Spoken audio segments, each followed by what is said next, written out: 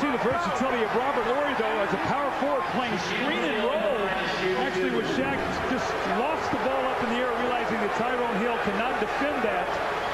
So let's watch Shaq now at the free throw line. Marv, let's watch him to see if he bends that wrist on the dribble as his free throw coach had taught. See if he's bending that wrist. You see him really concentrate and see if he will have some success now at the line doing that. Well, he line drives at home. Shaq now 2 for 5 from the line. Here comes Matt Geiger, replacing Tyrone Hill, who continues to struggle. Parting conversation for the official Ed Rush. 10 minutes for Hill. But 2 fouls, did not score. And Matt Geiger, who has been a contributor, despite the fact that he is playing hurt, on the floor for the first time.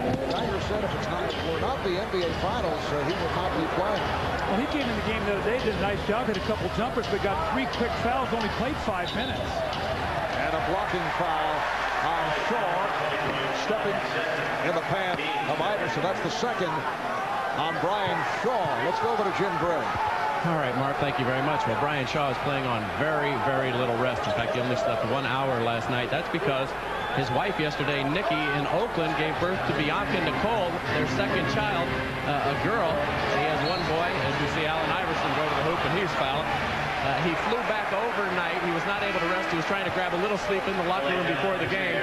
Shaq went in and woke him up, telling him it's time to play. Win 1 for Nikki and little Bianca Nicole. Marv? All right, thanks, Jim. Derek Fisher picked up that foul, his second. And Iverson back at the line. As you see, 4 for 6. Now 5 out of 7 at the free throw line. Well, you can log on to NBCSports.com for comprehensive coverage of these NBA Finals. Check out analysis by Bill Walton, Steve Jones, and a web-exclusive post-game video report with Bill and Snapper, plus Matt Lucas with an in-depth preview of each game, complete with what he likes to call his X factor. That man is a mysterious guy. You know, it's all on NBCSports.com. The Lakers now lead by 4 with 9:20 remaining in this first half. Tyronn Lue has come on for the first time, and he will be shadowing Allen Iverson at the Philadelphia offensive end. Oh, pass thrown off the mark and saved by O'Neal.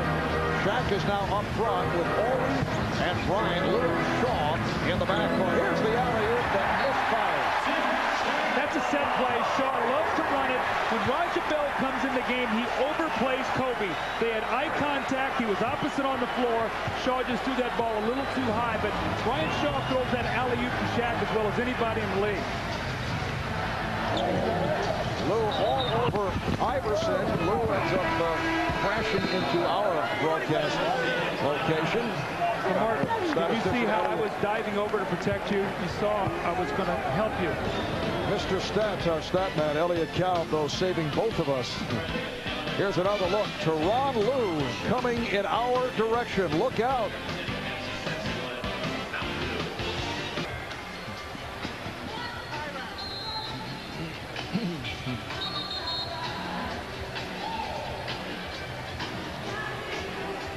Back in Philadelphia, the Blip Spirit of Goodyear overhead, providing an aerial view of tonight's game. And by the way, Goodyear would like to tip its hat to one of its own. 76ers coach Larry Brown played basketball in the old Industrial League for Goodyear's Akron-based team, the Wingfoots, back in 1963. There's Larry, the NBA Coach of the Year, one of the premier coaches in basketball, but Doug, a well-traveled coach. Larry has made the round. Well, you know what Larry loves to do? He loves to go to a place that's down, build it up. He gets great pride in building it up and then moving to another job and doing the same thing. When I think of Larry Brown, I think of winner. Now, with Phil Jackson, he's taking a little bit different approach. He's basically said, you know what? That doesn't excite me building up a team. I like to take a team that's close and be able to get them over the top. So 2 different philosophies, but 2 great coaches. And for Larry Brown, his first appearance in the finals in his 18 years as an NBA head coach. Roger Bell with the step, but could not convert. Mark, just to follow up on the Sixers, their offense, Iverson and Mutombo have 20 of the 22 points. They have not got that third guy yet. Can they find somebody to put the ball in the basket and help those 2 players? Well, Aaron McKee is obviously not what he was. Beautiful pass.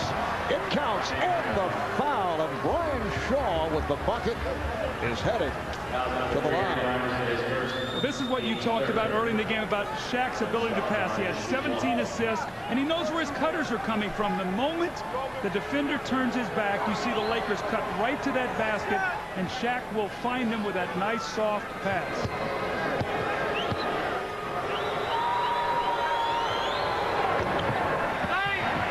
Geiger able to haul it down. So Geiger is up front with Mutombo and Bell.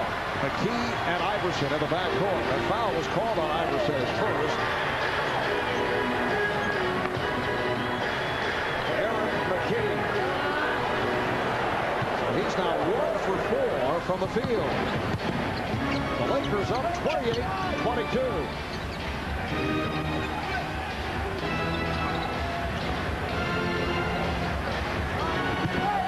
Iverson over the help, looked like a travel, and you can hear the reaction from the crowd. Little drop step move by Shaq, who is complaining about the Georgetown products, Patrick Ewing and Kevin Mutombo and Alonzo Mourning. He calls it the Georgetown Gallop. Well, Shaq has picked up that move.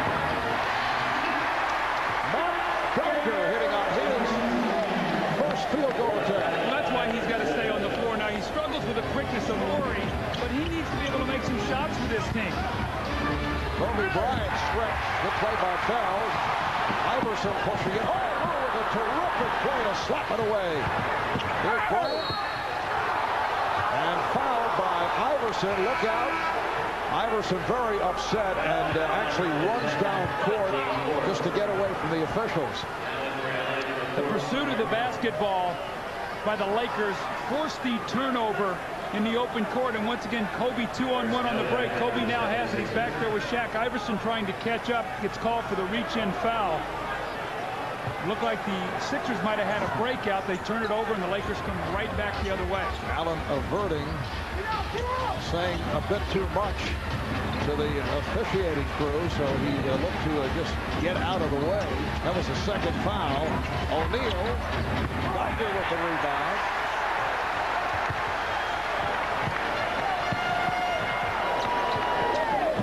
It's interesting. We're seeing Harper early. Do you think Phil might think he might need him late tonight? Ron Harper has not played much during the series, but played an important role in Game 2, just settling the club down as the alley-oop for Shaq, and a foul is called. He was hit from behind. Foul on Mutombo. That is his second. Well, coming to NBC. This Sunday, Fear Factor will challenge 6 real people to face their greatest fears at a special time, 9, 8 Central.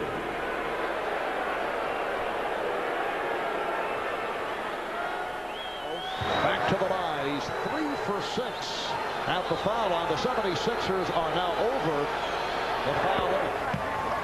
It's so hard to guard Shaq when he's running down the court, Mark, because you can run next to him and he just sort of bodies you and he just walks you right where he wants to go. So without bringing a lot of attention to himself, he can get to that spot, and once he gets there, you're going to have to foul him or he's going to dunk the basketball. He's got 17 dunks in the 3+ games already.